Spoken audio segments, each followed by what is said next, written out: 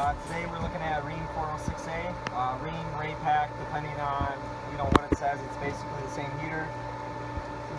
We have a big propane tank behind us, basically telling us, hey, this is propane. Customer called me in today because the heater wouldn't ignite. Basically the spark keeps trying to ignite, nothing happens, and if we come up here we'll see it's showing this code ILO. So basically what that stands for is ignition lockout.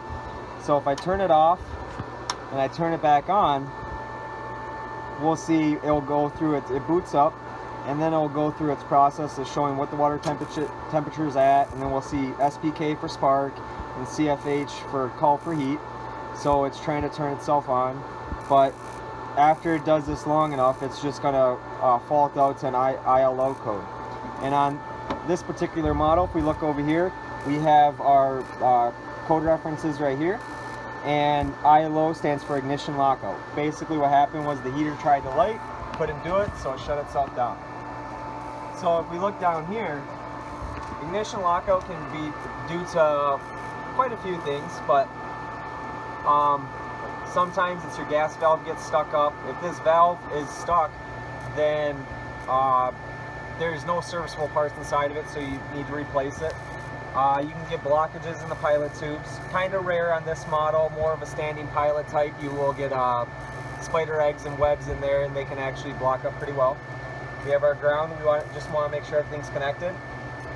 However, sometimes it's something simple. This customer unfortunately found out. We look over here, our gas valve is closed. So perpendicular to the pipe is closed, parallel is open. So when this is open, it will allow the propane to flow through the line, and it'll fire it up. So right now we just got it to fire. The other thing though that this heater had as well was a lot of air in the lines. He had told me that he had shut it all off when the heater wouldn't light. When I came up, when I showed up, everything was closed, so I don't know how it was at the time. But what will happen with a lot of heaters is if it's been closed all winter, you can end up with some air in the lines. So it might run through this procedure where it'll give you the ILO code of ignition lockout, but if you flip it off and flip it on a couple times, sometimes all it needs is to purge all the air out of the pipes, and usually within about 3 tries of flipping it on and off, it'll fire up if that's all your problem is. Thanks.